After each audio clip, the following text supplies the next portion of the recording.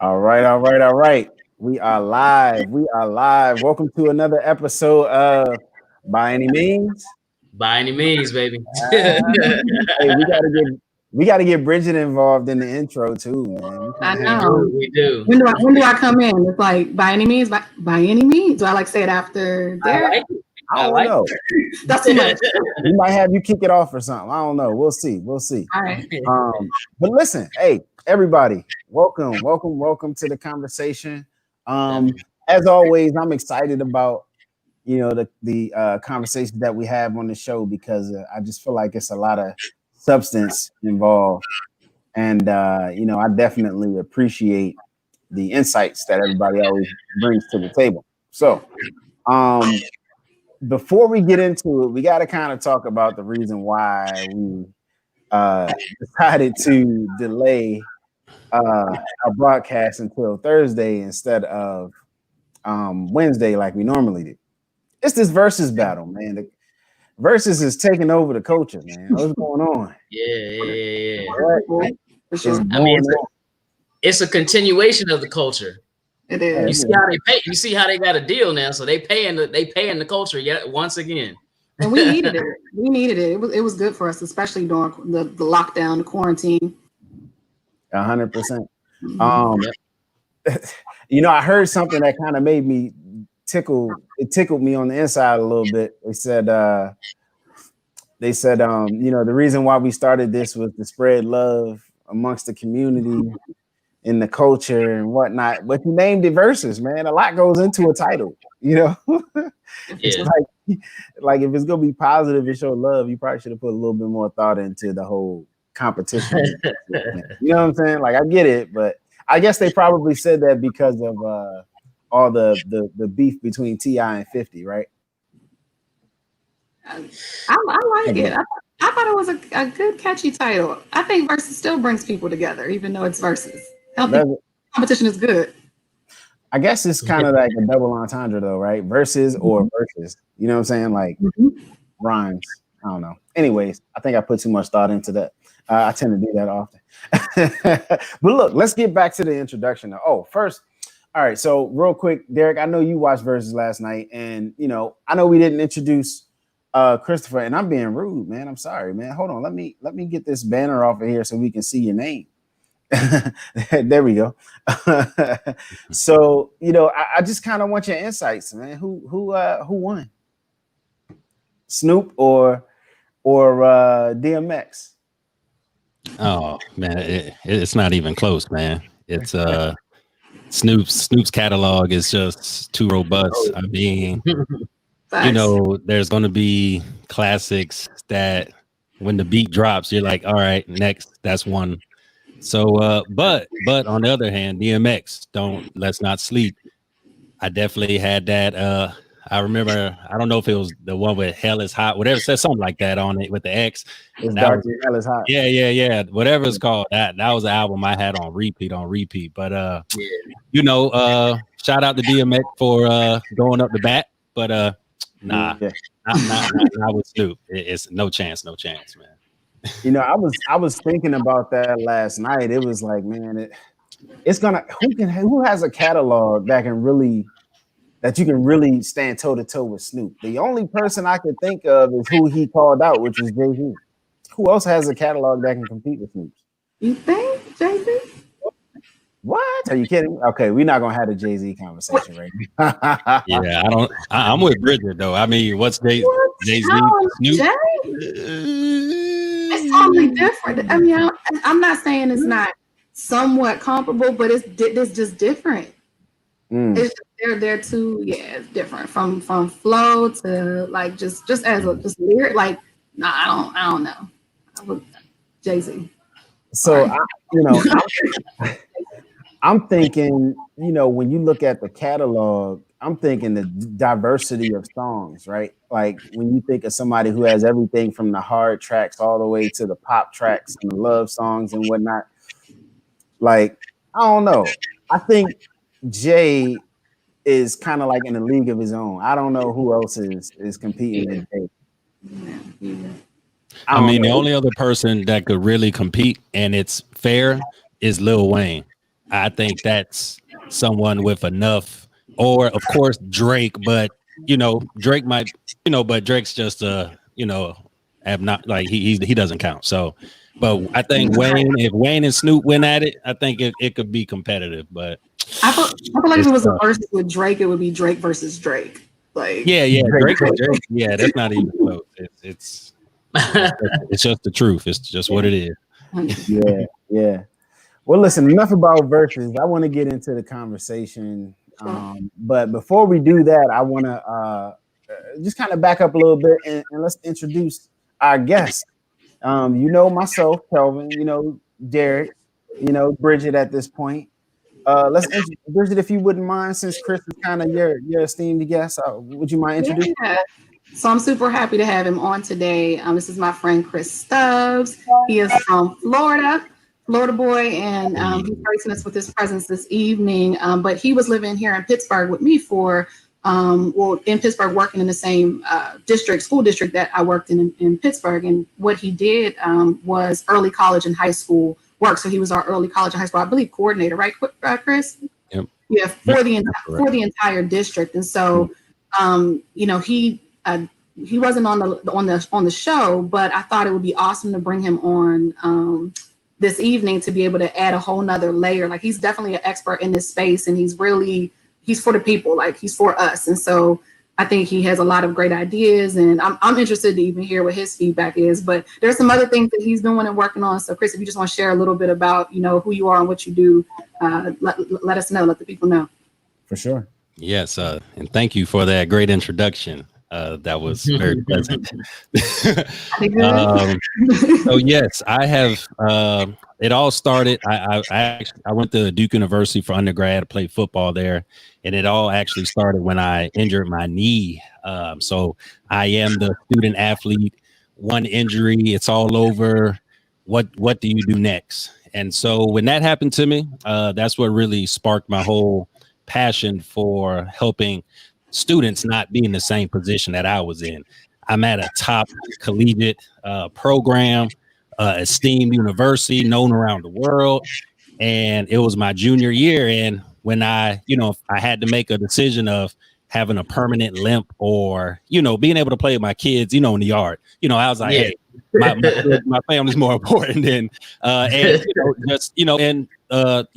the Lord didn't see it the way that, for me to go professional. So I had to make a personal decision. So when that happened, that's what really sparked everything. And, I kind of put it upon myself that on my watch, there will be no student that will go without guidance and or motivation in order to be successful in whatever careers that they're interested in. So that was 10 years ago. So I've been doing this for 10 years now. And I've done everything from academic advisor, career counselor, adjunct professor, early college, high school. I've always had my career consulting. It's a mentoring program called Tailored You Academy. That's the phone number on there. If you ever just want to reach out to me directly, you can text me. So if there's ever any questions or anything, I don't charge to just assist. As she hit the nail on the head. I am someone that is here for the people. And I love this. It's a passion of mine. So I'm glad to be here. Thank you all for having me. Thank you for coming. Awesome. So, listen, what the question is college worth it in 2020? Is college worth it in 2020? Is it? Man, all right. You guys opened up the can here, okay? Because I know my answer. Yeah, this is a great question. It's a great question. And my what's today? July 23rd, 2020. Was it 9:12 p.m. Eastern Standard Time? Answer is, with the information I currently have, yes, it is still worth it. Okay. And the reason why I say it's still worth it is just due to its numbers, right? The opportunities and different career paths and the skill sets and competencies that are necessary in order for anyone to enter the workforce is at this moment in time, it's a little shaky at this time. No one really knows what's going on. We have COVID, the Rona chasing people around. Like there's a lot going on right now. And so as we transition into more of an online learning platforms and becoming more blended learning. I'm sure we're going to go back just to old school to having class outside with nature, things like that. I feel that within the next 5 years from today, I would say within the next 5 years, things are going to slightly digress as it relates to the necessities with college. I don't know if you all covered before the executive order that Donald Trump signed around the competencies and skills for federal agencies moving forward, actually starting December 26th of this year. So moving forward, they're not going to be taking stated experience. Just because you went to Harvard or you went to Duke University does not qualify you for this job. You're actually going to have the actual skill, the competency, and then with the federal agencies, they're looking for you to take actual assessments. So you're going to have to take a test. So what this means is everyone's going to have to step their game up. You're going to have to get your skills up. And does college necessarily give you all of the proper skills for, that job that you just know that you want to do at 18 or 19 years old? That's where it gets shaky. But, as we're moving forward, I think right now, just regarding especially disadvantaged youth, low income communities, the opportunities and the network that it opens up for you, and the doors that you just can't get in. And it just depends on what your aim is. Do you want to go start a business? Do you want to go to the military? Do you want to go get a job?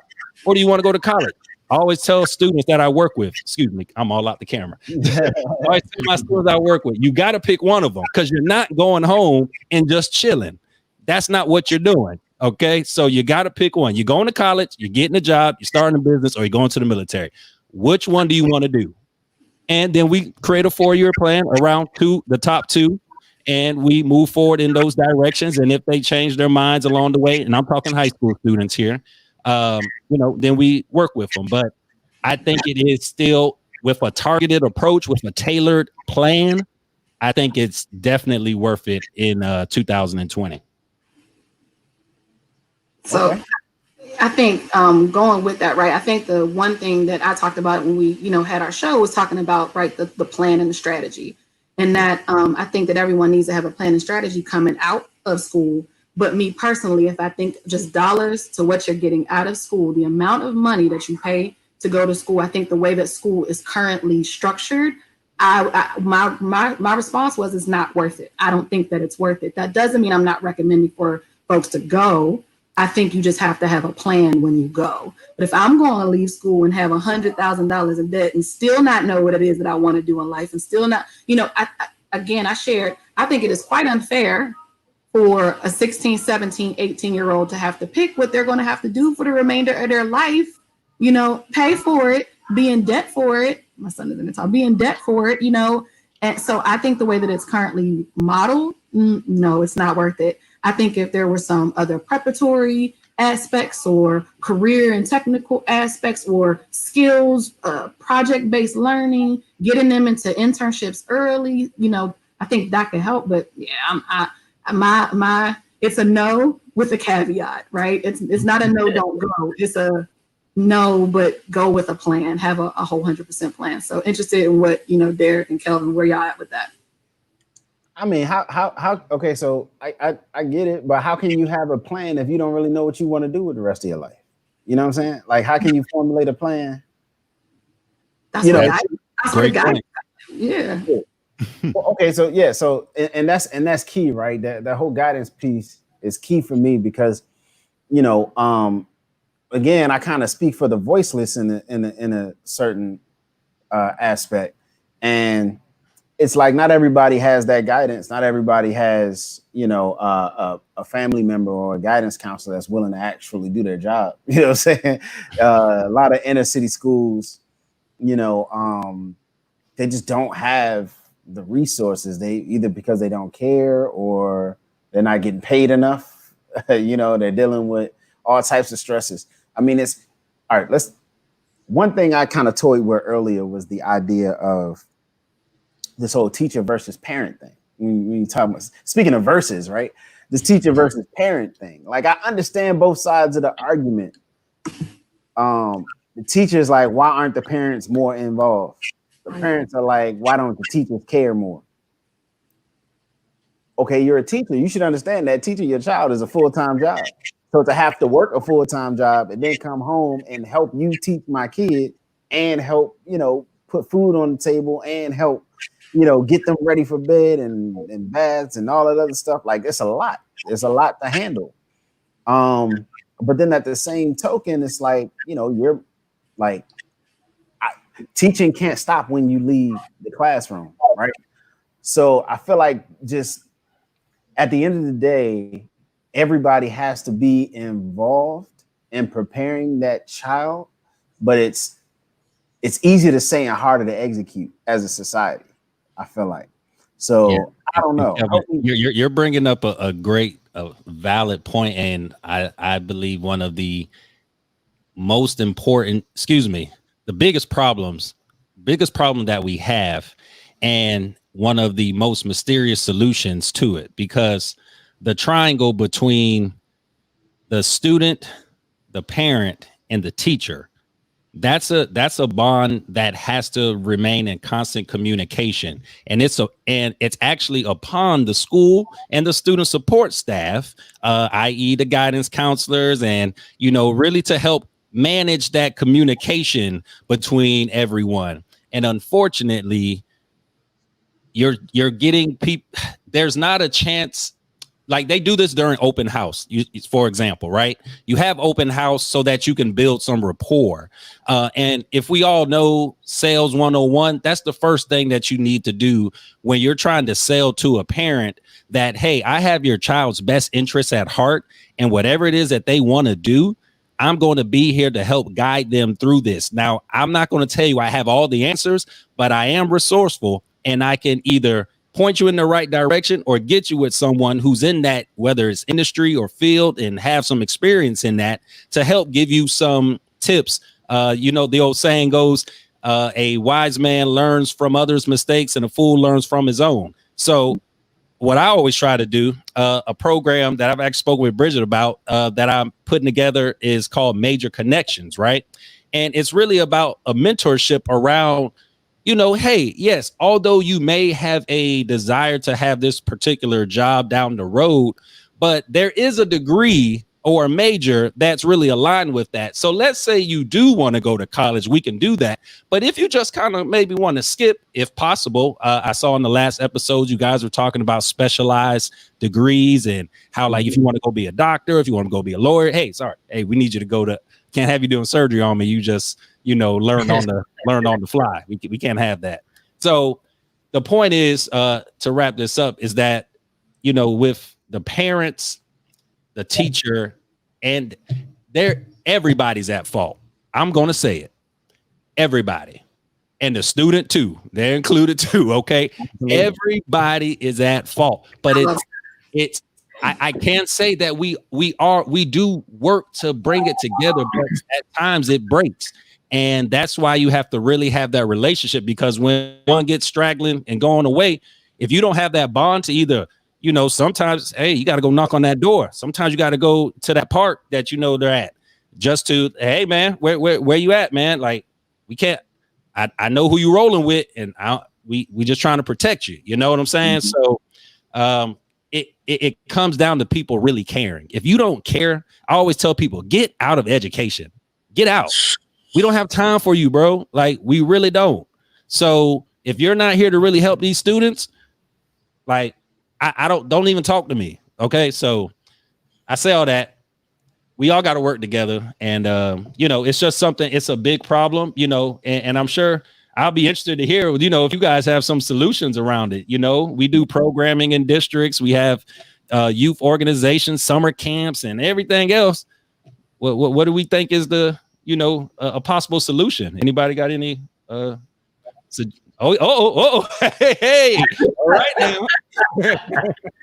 Well, one, I want to reiterate, like I said on the show, I just love the topic. And Chris, if I can call you that, Chris, yeah, thank sure. you for joining. You have hit on a lot of the points that we articulated within the show. And thank you for viewing it as well. In terms of the solution, let me go. I deal with root cause analysis, risk assurance, and management in my line of work, right? And in terms of the solution, let's go back to the root cause of the problem.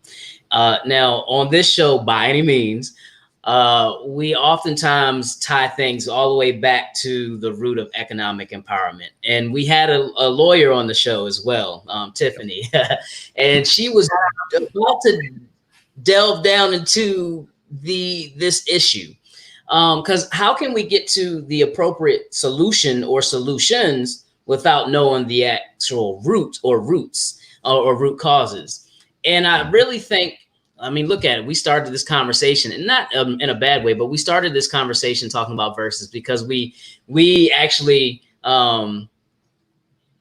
gave an opportunity for our viewers to respectfully watch that, because those are legends to us, right? We grew up on them, Snoop and DMX. However, I do think we do that far too often. I saw a quote today on social media where people were talking about, no, it was actually a quote from Jermaine, J. Cole. He was speaking, and I shared this. He was talking about how we focus our priority on entertainment and entertainers and celebrities. And I think that's part of the problem. That's part of that root problem too, because in this country, among many problems, one of the problems is how we prioritize things. And are we truly prioritizing education? And before education, are we truly prioritizing our citizens? And that means from our babies on to our elderly, right? And I don't think we appropriately, to your point, Chris, care.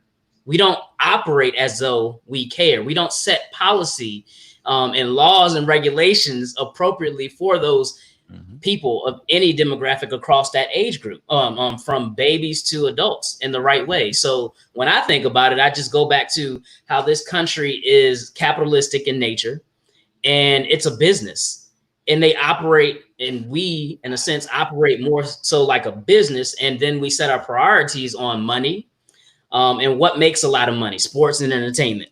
We don't focus on people. We don't focus on our children. Look, they're trying to literally look. I'm a parent. I'm a parent of two. My son is in elementary school.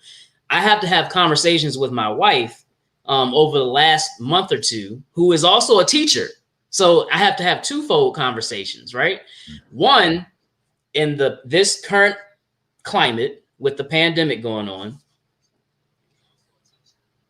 are my kids, do I feel comfortable, me being the protector of my household, the man of my household, do I feel comfortable saying, wife, I feel like you should definitely go into the classroom? And do I say the same thing to my child? I feel like you need to go get out this house into this pandemic and go in the classroom. I don't feel comfortable with that, knowing the gap of knowledge that surrounds the pandemic right now. So think about it. A lot of people today understand the miseducation, the misfocus in this country. That's one of the things that have come to light during this pandemic, and the social unrest as well. So in terms of the pandemic, I'm just like, whoa, what am I going to do? And I know the government doesn't care. Not Pelosi. The votes. Betsy DeVos. I won't say too much more beyond that because I work for the government, but her, he does not have my interest, and I'm no longer poor, right? I grew up poor, right? But I'm no longer there. But even still, where I am demographically speaking and social class wise, I don't feel like she has my best interest at heart. But Derek, you said something though, right? First of all, she doesn't. Second of all, like you talked about business. Education is a business. Ooh.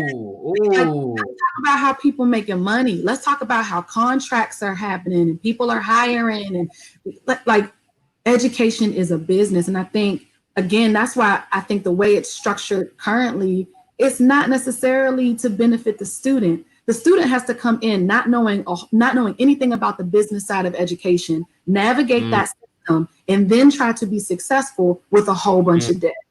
That is, it's criminal. It's criminal. Ooh.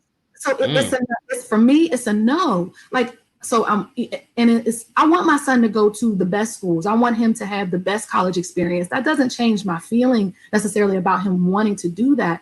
But I'm going to constantly probably have to be talking to him about, okay, all right, well, let's figure out how to do extra so we can get some extra refund checks. Like I game school. Like I got a full ride for ROTC. I had scholarships. I didn't work at all while I was in college. I got a refund check every single semester. College was my hustle, you know. Yep.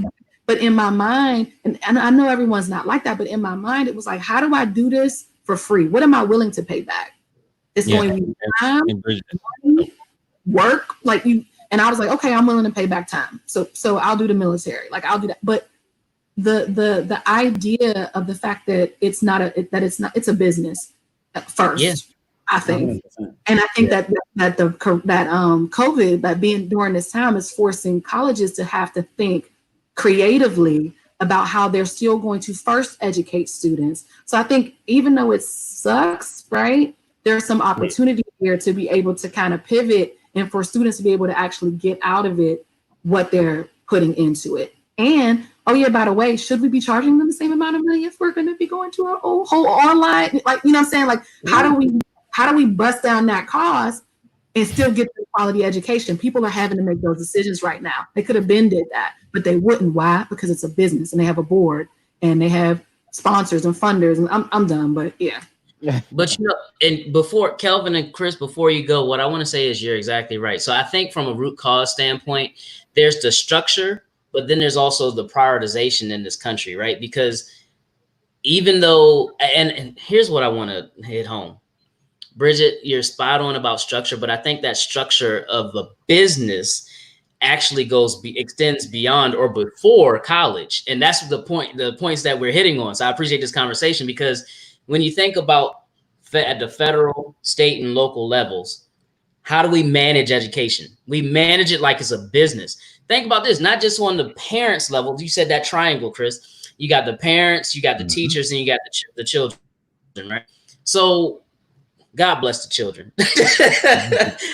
But in terms of the parents and the faculty, I'll say, I'll label it as in the school system in primary, secondary education, even before you get to college, it's operated as a business, it's managed as a business. So you got a B2C relationship. You got the faculty in the school system, on up to the school board and the superintendents and what have you, all the way up to the federal level.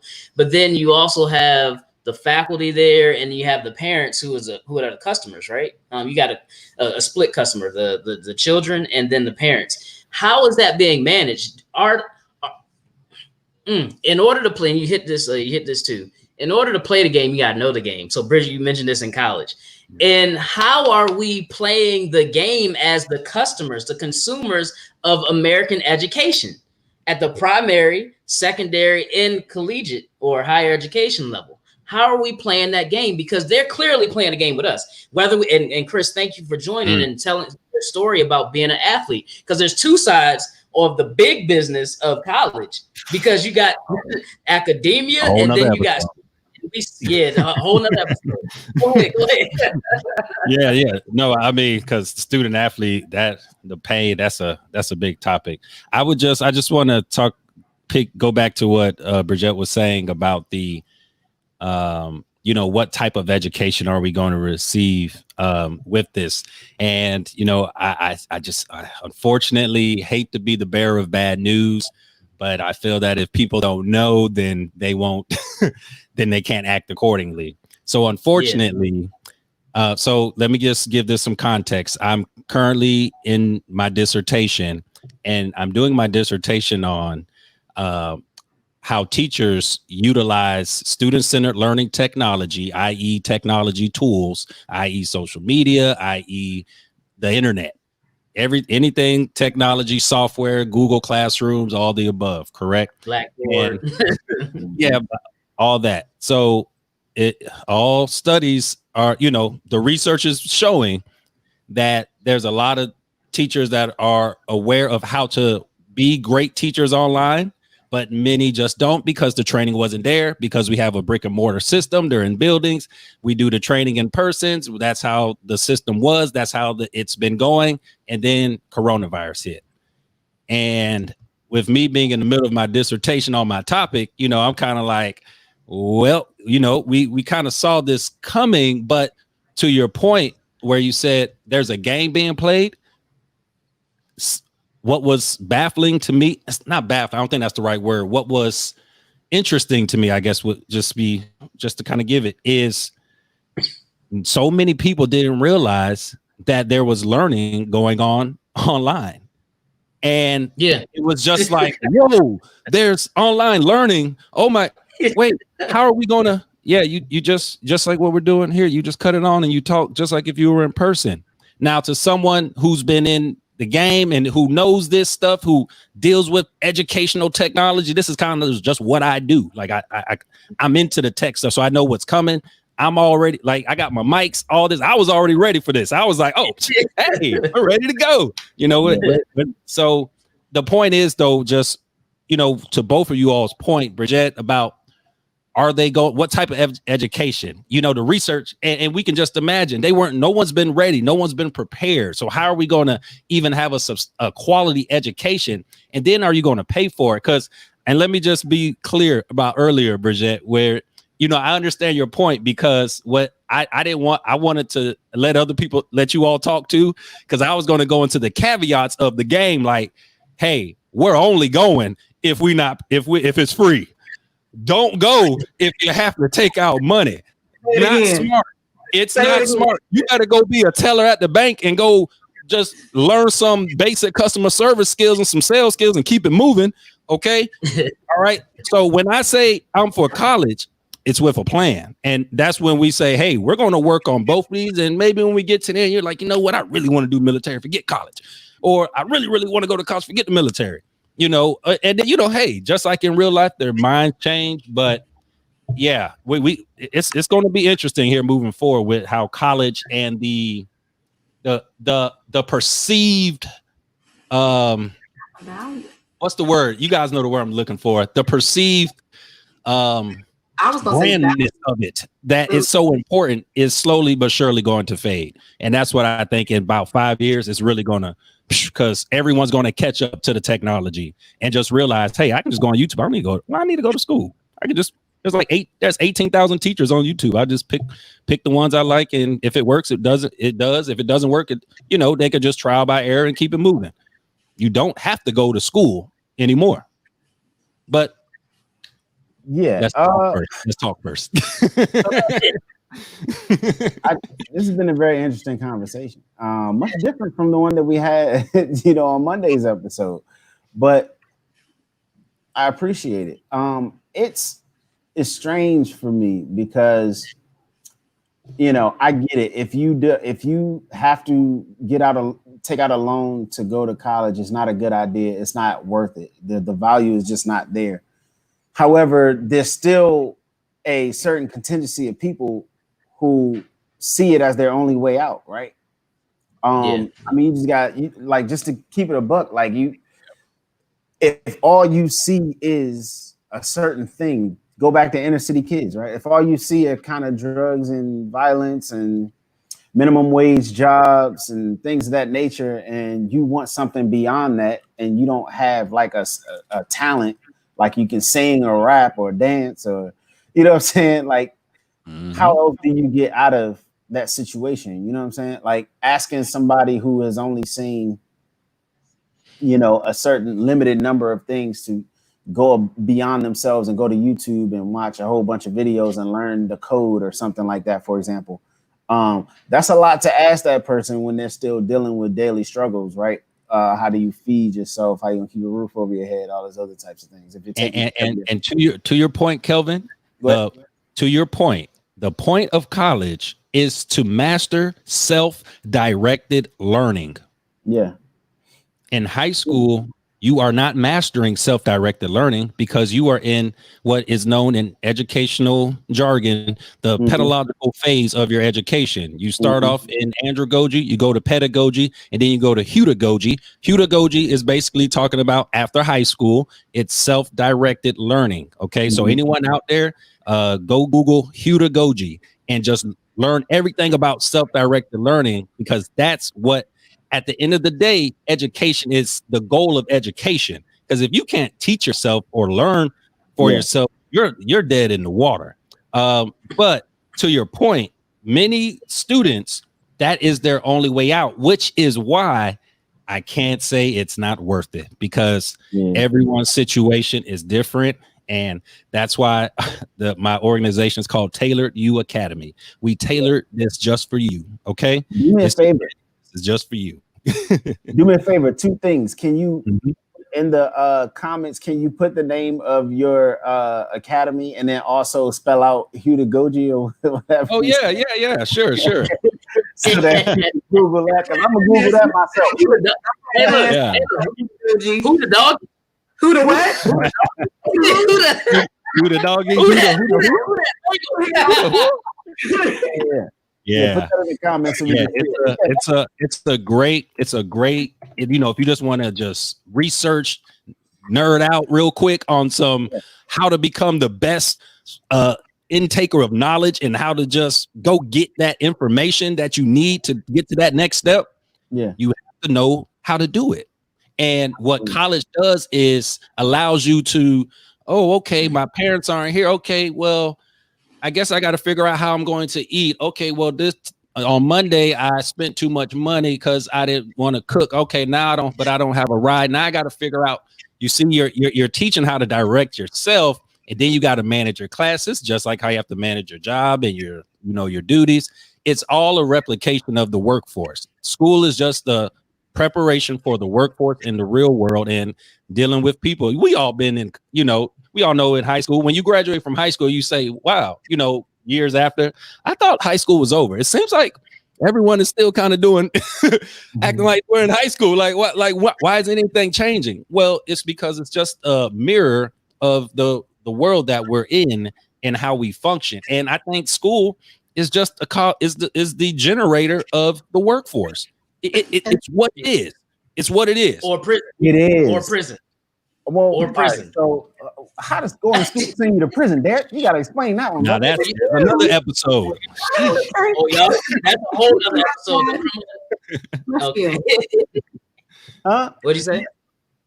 No, what'd you say? That came out of left field. I said, you said prison. What? Oh, it may be left field, but I'm having a wife that's in education. I saw Chris. He knew what I was talking about. It's the school to prison pipeline. We all know about that because we come from areas. I got it. So the school system prepares us for either prison or the workforce. Gotcha. Okay, I see what you're saying. So for me, just going back to the title of the episode, right? Is college worth it in 2020? For me, after listening to everything and finding a solution to preparing our, kids for college and how to pay for it and things of that nature. Derek, you alluded to it earlier. For me, it goes back to economic equality. And it's sad to say that it's not, Black people represent 13% of the population, right? Somewhere in that range, right? Yeah. It can't be a Black only solution. Like I might get popped for saying that, right? But I don't think it can be a Black only solution. I feel like, hey man, we're in Black Lives Matter, man. You good? I have a question. Go ahead. What do you mean? Like expand upon? Expound upon that. So I didn't really. Yeah, I heard you, but I'm interested to hear it. Yeah. So when I talk about finding an economic solution that works for us, I feel like in today's world, if you make it specifically for us, by us, it'll get shut down quicker than FUBU did. You know what I'm saying? I feel like they will find a way. The the last time we had something for us by us, it got bombed, right? Tulsa, Oklahoma, Black Wall Street. Right. You know what I'm saying? So I feel like it has to be a non-discriminatory economic solution that levels the playing field for everybody in America, because I believe personally, and again, this might get me in some trouble, I believe that racism is a tool, right, that's used for capitalists to maintain control over the working class. I don't believe that there's a true middle class in America. I believe that the point is, if people with low incomes and don't have a whole lot of resources are forced to get loans to go to school, then that means, they sold us this American dream. They get loans to go to school. Once you pay off your school loans, now you get a house and you got to pay 30 years to pay the mortgage. So now we've gotten about 50 years of work out of you. And now it's okay for you to retire and live a somewhat decent, life. I kind of feel like that American dream was pitched to us and given to us a long time ago. And now we have this hope and aspiration to achieve the American dream. But all it really does is puts us into a place where we're constantly working to pay somebody else off, and saving away a little bit piece by piece along the way. And a part of that is using racism to divide the working class into more manageable pieces, because if you're more preoccupied with fighting with one another over the color of your skin, you're less likely to realize that really the only people winning right now is the top 3 to 5% of the economy, right? Earners in America. So I know it's a little bit far-fetched. Call me a conspiracy theorist, whatever you want to call me. But the truth of the matter is, I don't believe that college is necessarily worth it for reasons that you guys pointed out earlier, right? It's a business. That's the reason why tuition keeps going up, right? But at the end of the day, the higher tuition is going up because salaries are going up, right? And you need to maintain that kind of control over behaviors, right? So that's just what I believe. So in my mind, the solution to all the issues that we face in society is leveling the playing field, putting money into the pockets of the people who are economically disadvantaged, whether you're Black, white, Puerto Rican, Asian, it doesn't really matter. Put money into those pockets so that we can get equal representation in Congress and actually seek actually depend on our elected officials to do what we ask them to do, because we now have as much money in their pockets as the former lobbyists, right? Those companies, the top 1-2% of the economy. So Kelvin, my takeaway from that is, and I know you two want to jump in here, so I'll be very brief. So my takeaway from that is, I don't think you're wrong. I think it's a fair perspective, especially when we talk about economic empowerment and economics being at the root of a lot of problems, and how there are a lot of isms that are used as tools inside of that, in terms of the working class. But my takeaway is that you said the solution, to Chris's point earlier, the solutions that we need, or the solution or solutions that we need, you're saying, Kelvin, that they need to be all inclusive, because we know through trend analysis that whenever we focus directly on the Black community, look at the comments that were either said inappropriately or said appropriately about the Jewish community. Everybody backed the Jews. Nobody backs Black people. I'm gonna say it again. Nobody backs Black people. So that goes to your point, Kelvin. Whenever we try to stand on our own, it gets shut down by many. So an all-inclusive solution or solutions, and what I took away from it is what Michelle Obama said. When they go low, we go high, or we go high when they go low. I don't know if it's necessarily go high, go low from that perspective. It's more so let's be strategic about this thing, because, while we only represent 13% of the economy, right? Of the people in this country. That's the population of this country. We might represent 30% of the spending power in this country, but we spending money outside the community. So like, Dominique is saying here, how can you get anywhere without having the money represented? Because one thing we know in this country is money is power, right? Like the more money you have, the more you can create our own lobbyists, you know what I'm saying? So that we can control the vote, so to speak. And that won't happen unless we create a solution that levels the playing field. One thing we know 100% for sure is that poor people aren't just black. There's poor white people, there's poor Asians, there's poor Arabians. I mean, I shouldn't say Arabians, I apologize. But you know what I'm saying? Like you talking. But you know what I'm saying? So there's poor people represented in every culture in America. You know what I'm saying? So why not create a solution that levels the playing field for us all, knowing that we are going to be one of the biggest beneficiaries of that platform? Chris said, "Put me in, coach." Go ahead. Have no fear. Go ahead, bro. Christopher Stubbs is here. Okay. All right. So I know I mentioned it and I kind of just glanced over it when I was talking about the skills over degrees with the federal agencies.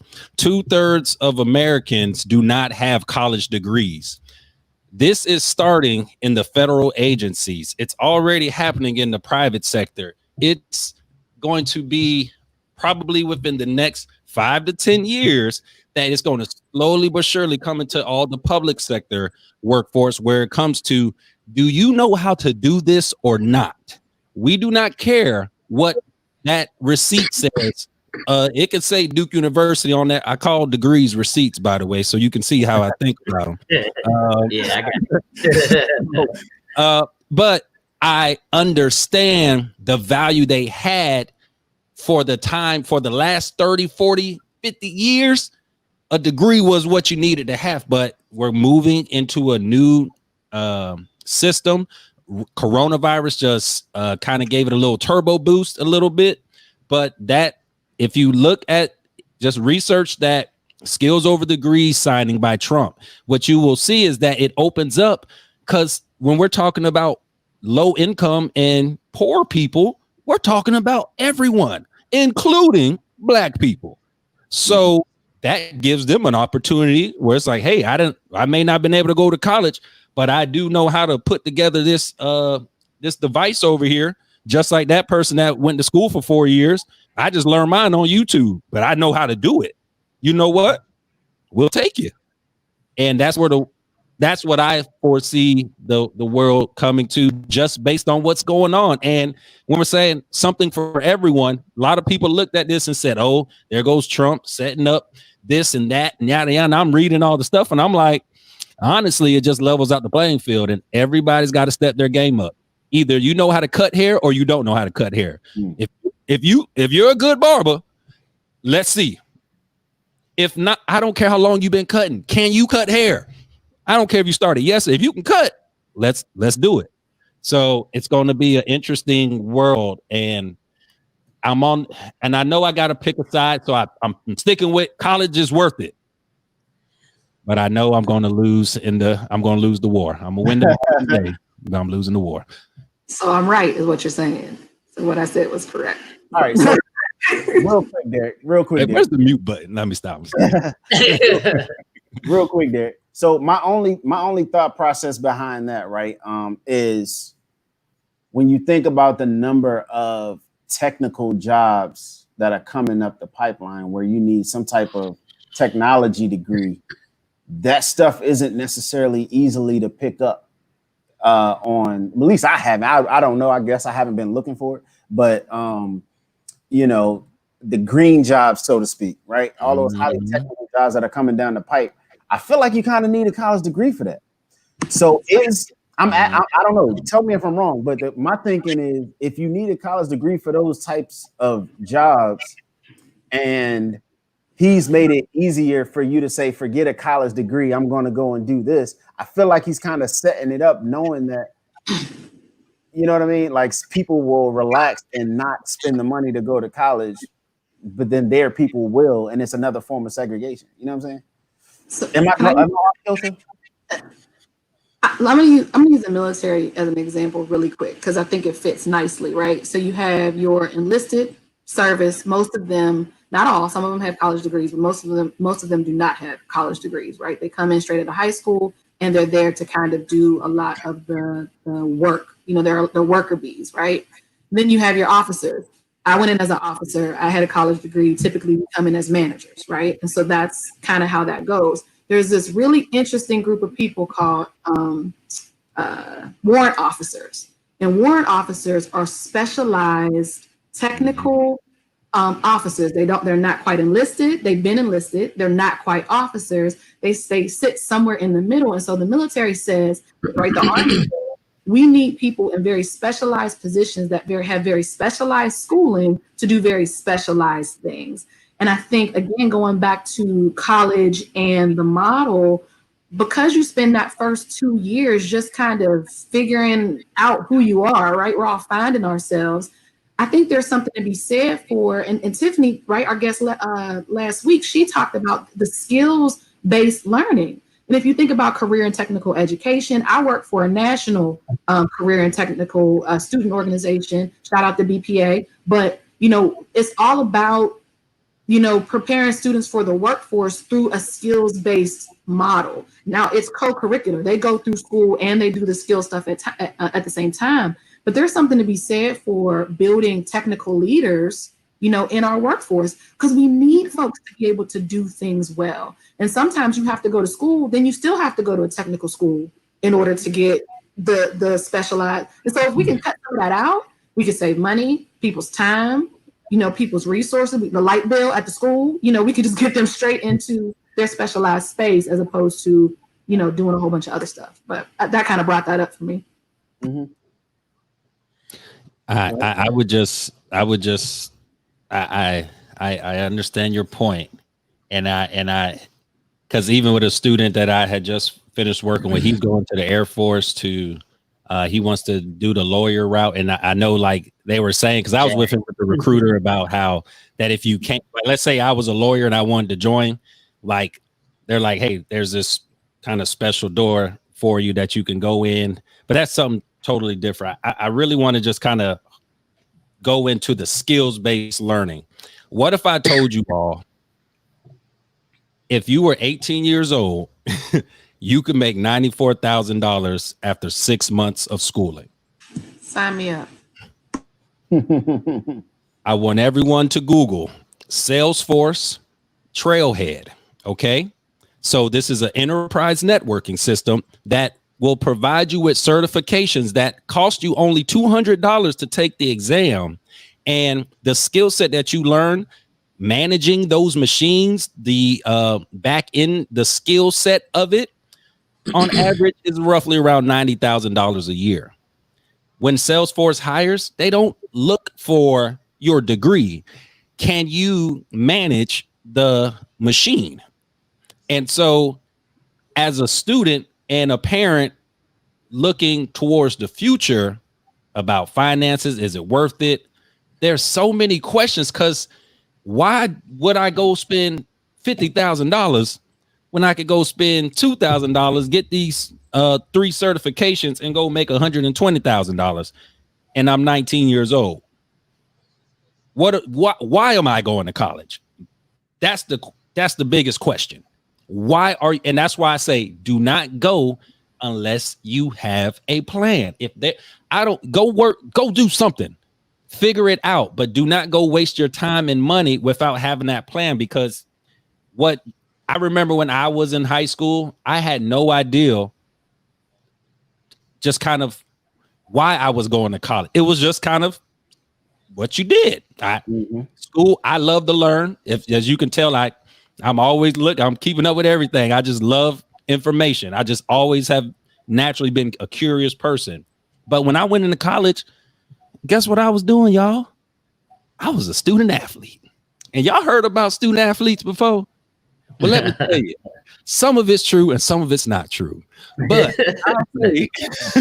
I'll say this, that I know I was living on the student athlete side pretty heavy. And so I just made it out, y'all. But if I would, oh my goodness. And I thank God for my injury, because if not, I had 1 year to get it together, y'all. I had 1 year, but I really had 4, but I didn't have a plan. I ain't know what, I was just playing football. Whatever happens, happens. We win, we lose. We win, there's lessons, whatever. We keep it moving. So that's what we're going to have to fight in the next decade here is I see I see my boy down the street, kids. They just turned 19. They about to now go buy a house. They having a family. Okay, now they got 4 more years. Then they got to go do that for 8 more years. Well, all right. Why are we here, y'all? Are we here to survive? Are we here to thrive? Or are we here just so I can hang up a degree on a wall here? Like, but it's like, hey, y'all, how much will you pay me for this? What, for the paper? Nothing. Excuse me? What was that? How much would you? Oh, Yeah. Well, how much? Because it's not worth anything. I know this, but like we've all been saying, there's a game, and if you're in the game and you know the rules, you know the ins and outs, you work the system, but you got to know how to work it, and that's just kind of where I come in when I'm working with students. I'm teaching you how. I'm putting you on game. Hey, bro, if you're gonna do this, let's do this for the low, and let's make sure we focus our time and efforts so we can get out of here what we want. So, I think everybody's hitting all the points on the head, and the skills-based piece. Check out that link, y'all. Go Google about it. Just pay attention. I called it the drop in the lake. It happened, but not a lot of people noticed it because it was just one little small drop. But it's going to cause a ripple. That's my conspiracy theory. I got you. It's just, for me, from my experience, I know that, once you chase a possum, you can chase a possum all day long, but once it feels like it's trapped, it's going to turn around and try to bite you. You know what I'm saying?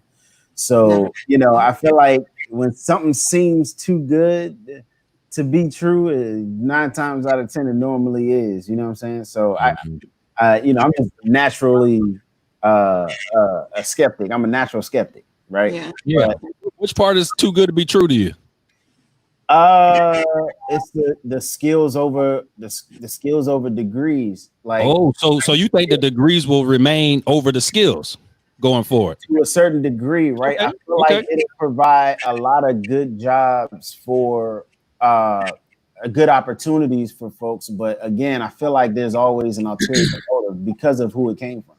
At the end of the day, we know, and I know Derek can't get involved in this conversation.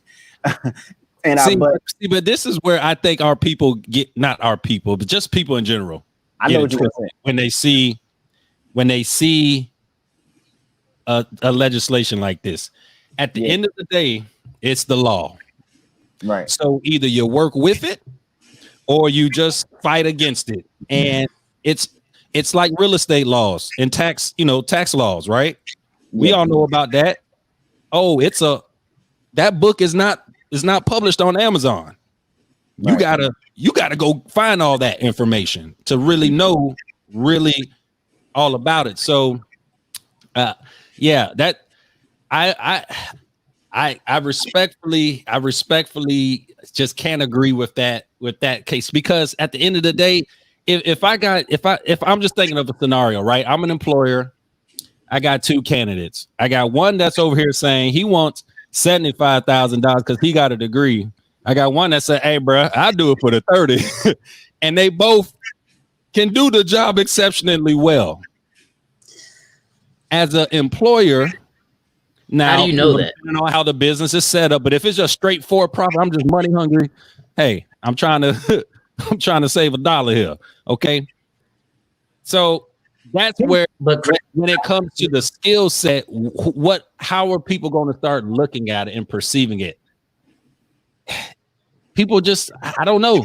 I think this online wave is just really going to cause people to realize, you know what? I can just learn everything online. You know what? I can just run my business online. You know what? I don't even have to move. I can order my food, go to school. Next thing, they're going to have lazy boys that's going to do amazing things in the future. By the way, guys, that's my Jetson kind of foresight. But because people, there's no need to go anywhere, and so why go to college?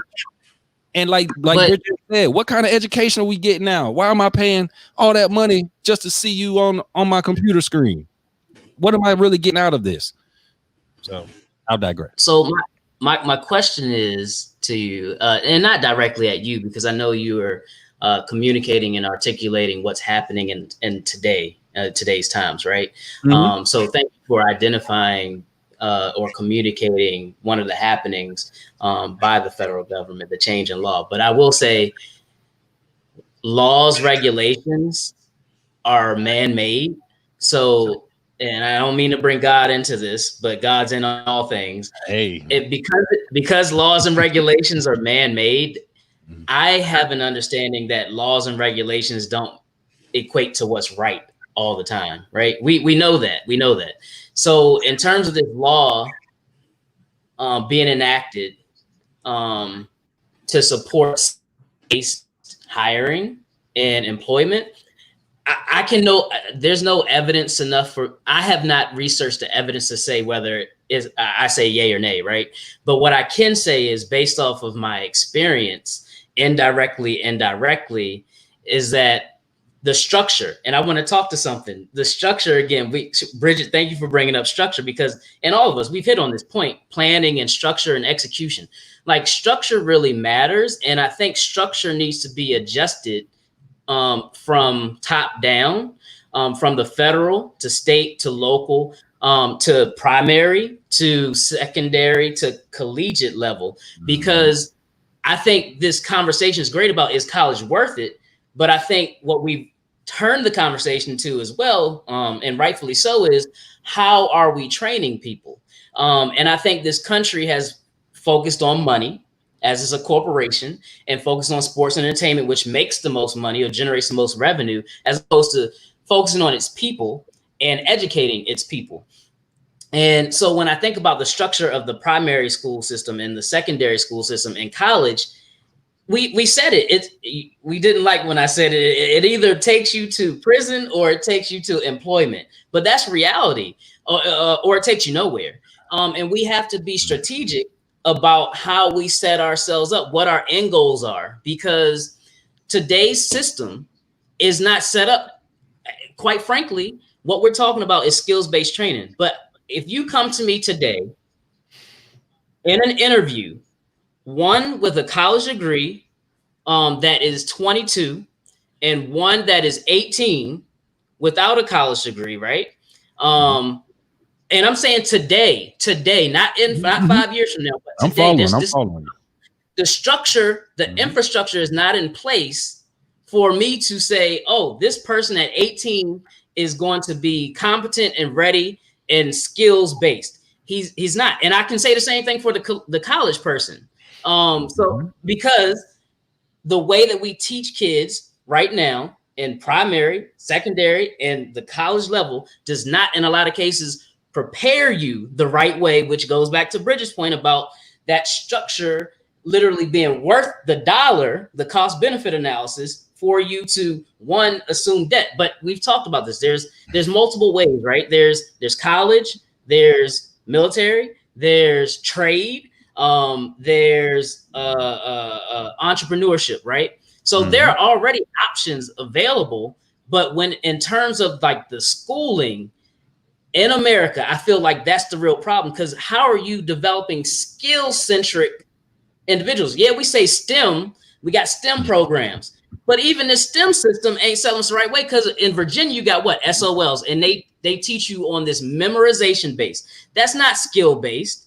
So when you give me an 18-year-old person that comes to interview for a government job to me, and you're saying, oh, I don't have a degree, but I have these skills. What skills do you have? Because I know today's school system is not preparing you to be skill-centric. So that structure has to change. So, and one of the things that my mommy friends and I talk about, shout out to my mom, my brown mommies here in Pittsburgh, is that Shout out to grandma. we talk about like the jobs of the future, right? We all have, I guess now, pretty much school-age children or really small children. You know, Kelvin, you have children, and Derek, you have a child, or one, two. You got children as well, and I have a 5-year-old. And as a parent, trying to figure out, right, in partnering with the school, because I feel like we're all parents who are open and want that relationship. But the question is what are the jobs of the future going to be? And there's things you can read and stuff like that. There's information out there. I'm not saying that it's not out there. I'm just saying that oftentimes the school districts, right, if we're preparing our kids to go to college or to do something in the future, often like knowing what those jobs of the future are, what types of skills they should be learning even now. Should they be looking at robotics and coding? I think we're doing the best that we can. And then as you move into that more economically disadvantaged, the more information you're not getting about those things. I have a girlfriend who is sending her son to a private school here, and my son is going to a public school here. And I really want him to have a rich cultural blackity black experience, right? and I'm not saying that she doesn't, because she does too, but she also saw their STEM lab and some of the things that they have, so sometimes we have to sacrifice as a parent with young kids. And I think especially in minority communities, or maybe I shouldn't say minority, because I think that word is a word of the past. A lot of people aren't saying minority anymore, but as the Black community, people of color, right? Sometimes we have to sacrifice one for the other. Yeah, you can get your rich cultural experience with your people, but you're not going to know anything about what's actually going on in the world, and so I'm sorry, I didn't mean to laugh at that. But I've said this before, and I think this goes to really Kelvin's point, and I think this is where him and I really align. Miss me with all of the social civil equality stuff. Miss me with all of that. I don't want to talk about that no more. What? Yes, I can sit next to you on the bus. Thank you. I don't care about show me the money. Show me economically where I can make as much money as you, where, I'm saying, I'm getting the same type of when it comes to getting a loan, or it comes to buying a home, or it comes to any of the things. Show me where that engine is. That's when I'm gonna know what you're talking about is actually what you're basically putting your money where your mouth is. Now, here's the deal. Can money solve the world's problems? No. But what it can do is create, to me, the freedom. It creates a level of freedom. It creates the freedom in the space to be able to think differently, to be able to act differently, to be able to move differently, right? There's obviously that education piece that comes with it. But during COVID, I was able to stack more than I had been in a while. I started thinking about businesses, and I somebody to do what do you want to call it, a logo for me, just things like it created for me, at least even in my situation, freedom of thought. And just I don't know, getting back to that space of college and all of that, the economics is huge, it's massive. I know, Calvin, listen, we are aligned. Yeah, and that's why I'm skeptical about the skills over degree portion, because like you said, when you think about what's the biggest expense on the income statement, in most cases it's your labor, right? So if you can not require someone to have a college degree, it's also giving you permission to pay them less because they don't have that piece of paper. You know what I'm saying? And since it came from 45, I kind of think that's where he was going with it. So that makes, what I'm saying? So that makes me want to say, yeah, it might not, having a college degree might not be worth it right now, but I feel like we should make sure that qualification does not go away, but also make sure that we economically empower one another to be able to afford to go to any college that we want to go to. And on top of that, restructure the program so that they make more sense. And there's either like a general studies program that emphasizes self-directed learning, like you spoke to, Christopher. And specialized programs where you need those specialized degrees. If you know for sure what you wanted to do since you were 5 years old, I wanted to be a doctor. I still want to be a doctor. What I'm saying? Like then, yeah, have those specialized programs. But at the end of the day, I feel like we should, we being, Black people and, people who are historically economically disadvantaged, need to make sure that requirement does not go away, but then also make sure that we're in position to take advantage of the new education system that we restructure. And can I make a shameless plug? Real quick. I just make a shameless plug as well. I teach leadership and leadership development, and so you can have all the skills in the world, but if from a character development perspective, if you're coming in and you can't deal with people, you can't work on teams, you can't, sometimes that has nothing to do with your skill, right? That has everything to do with mindset. So shameless plug for also having alignment in our curriculum with things that are actually building character and efficacy as well. Okay. Right. Real quick before we go, there's one question from somebody who's been add a lot of value to the conversation, Dominique, I want to put up and see if we I think Christopher, you might be the perfect person to answer this. So Okay. Can you see it right there on the screen? Dominique says, how do you create a resource center that provides? Oh, Dominique, you are in my head. Oh, Dominique. I'm sorry. That was because I'm as you all can probably tell, I believe in, just the universe, and God works in mysterious ways. So the resource center. Yes. So the best way to create it, I would say, would to be a digital resource center, where we are in today's day and age. The career resource center, that building you used to drive by and you saw it said like career resource center. I don't know if you guys remember those. They were in like random little spots, and I don't know if you guys ever, but I remember I used to see them like, man, who goes to those? Like, but I wasn't trying to get a job at that time. I would say the digital media resource center is what's best suited right now. I would also look at to keep in mind your overall media as it relates to any type of education that you're doing. I mean, it's a full conglomerate of from podcasting to social media. You all know all the ups and downs. So when it comes to creating one for those skill sets, I think you just have to implement academies and programs. I was actually looking at 2 different grants because me and some people are working on a nonprofit proposal. So we were looking at the TRIO programs. I don't know if you guys are familiar with TRIO, but that's basically like a handheld low income students from middle school all the way post college in through mentorship, learning communities, all that good stuff. And then also the Gear Up grant. Gear Up is a early college, high school grant that Michelle Obama and her whole education, situation that was going on. She put that into place where they have programs from 7th grade all the way through college. And so there are programs that can replicate it. I just think right now we have to get focused on the digital media side of things because of the shift that we're in. We're in a transition, and a resource center, I would highly, highly recommend looking at different file storage systems, to make sure you have enough capacity. If you're doing media, make sure you have enough storage space in those as well. So the digital side is where it's at. And and when it comes to skill set, I think everybody just needs to make sure that we all have our audio, our visuals, our communication, our copyright when it comes to, even how you title the, the YouTube channel, and not the channel, but the video.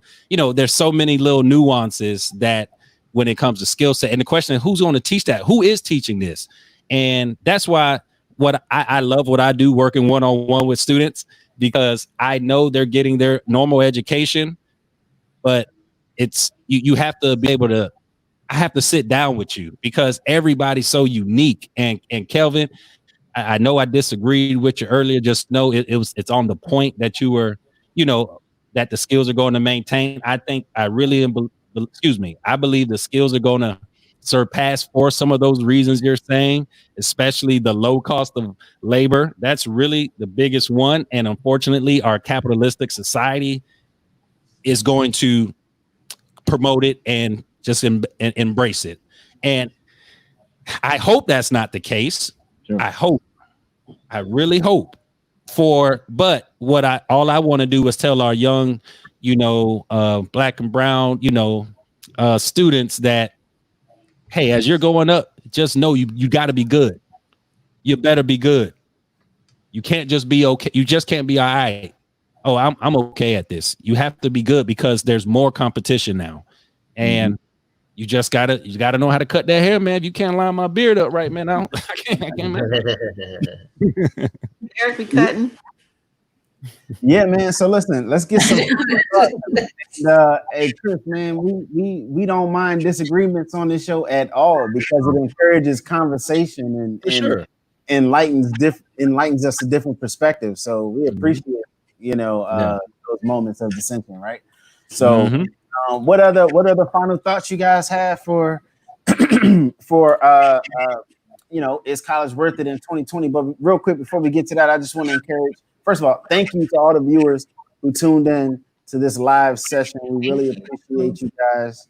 We wouldn't be doing this if it weren't for you. If we didn't think it would, add value to your lives. So I encourage you all to participate and let us know the things that you want to talk about, because we want to talk about them too at the end of the day. And this is your platform so that we can find solutions, practical solutions to the many different issues that plague us in society. So go to www.bampodlive.com. I'm putting it at the bottom of the screen right now, so I don't have to spell it a million times like I've been doing. If you want to join, join the conversation, go to www.bampodlive.com. Like our Facebook page. We go live every Wednesday. We put a new episode out every Monday, and you'll see a few promos come out from us during the week, every other day of the week, except for Saturdays and Sundays. So, join the conversation. So, with that being said, guys, what's some final thoughts? Is college worth it in 2020 and then beyond? Yes or no? I say right now, it depends. Going forward, I think it's extremely important, and it will be worth it if I have anything to do with it. What do you think, Derek? Well, one, I do want to again piggyback off of Kelvin and say thank you to the viewers and the commenters. We really appreciate your comments and your perspective. Really thank you for being interactive with us. We really appreciate it, and we appreciate your time. So thank you, and we love you. Is college worth it in 2020? I ended with my final thoughts on the episode. Please go view the episode on YouTube and also www.bampodlive.com. But I ended by saying yes. But I think I have to piggyback off of Bridget. Caveats. I think at the end of the day, whether you say yes or no, there are caveats. And in our conversation in the episode, we also talked about knowing yourself. I think you really have to know yourself to know what route you're going to take. And I think that's what Chris has been talking about too with the programs that he's setting up and has established. You gotta, like teachers, parents, you have to help children understand who they are, self-actualization. You have to help them know who they are and know where their strengths are. And that's where it really it really gets to me about structure and priority in this country, because we have education tied to the government, and it's operated, Bridget, as a business. And I think it's currently doing a disservice, whether we're talking about at the primary, secondary, and post-secondary or collegiate level. And that structure really has to change. The prioritization has to change. You got to really know yourself, because there are avenues. There's entrepreneurship, there's college, there's military, and there's trade. So you can do many things. So you have to know yourself. But is college worth it, even in the future of a skills-based hiring? I think it is, because Chris, I work in the public sector. I kind of alluded to a case, if I'm going to interview you on looking at those type of comparisons between those candidates. And in this structure, I'm probably not going to hire somebody 18 over 22, just in this structure alone. We have to fix the structure. So yes, it's worth it with some caveats. Understood. I'll let our guest go first. Oh, okay. Thank you. After you. Yeah. Final thoughts. I would just really take time to, and by the way, I saw those comments from Dominique. Dominique, you can please just text me. I just do this stuff for fun, looking up this stuff. So whatever help you need, I got you. So please don't hesitate to reach out. but the final thoughts, just really, I just think we just really have to look into, you have to close your eyes and dream and imagine and use some common sense. You got to go back and look at the history books, see how things were done in the past, take some notes from those as well. But you also just have to, you got to just feel it. I'm a big believer in feelings. Like I always tell, like the first thing I have students do when I'm going through their exploring the occupations and different industries, I just have them do like 2 weeks of research. And they get either sick and tired of it or they get really, really, really, really, really excited. And it's very easy for me as the guide to see, okay.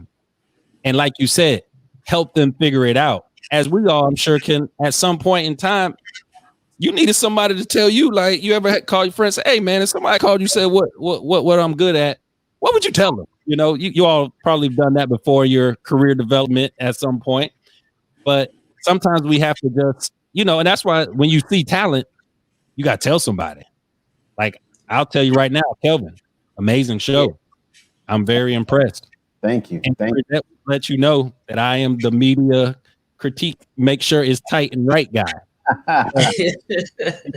Very well run, great topics, great people on the show. So, and thank you for having me, of course, as well. Couldn't do it without you guys. Yeah, thank you. Yeah, absolutely. So I would just say, just really, man, just think about the future and what skills are really going to be needed. And make sure you look at that Salesforce and just do some research. You'll see by the year, I think it's 2024, there's about 2.5 million jobs that there won't be anybody to fill. $100,000, just something to think about. Just saying. Drop the mic. I just give it to you, and what you do with it is on you. That's true. But thank you guys again for having me. Thank you. Thank you. Thank you. Yes. Shout out to our viewers. Thank you for just coming on and listening tonight.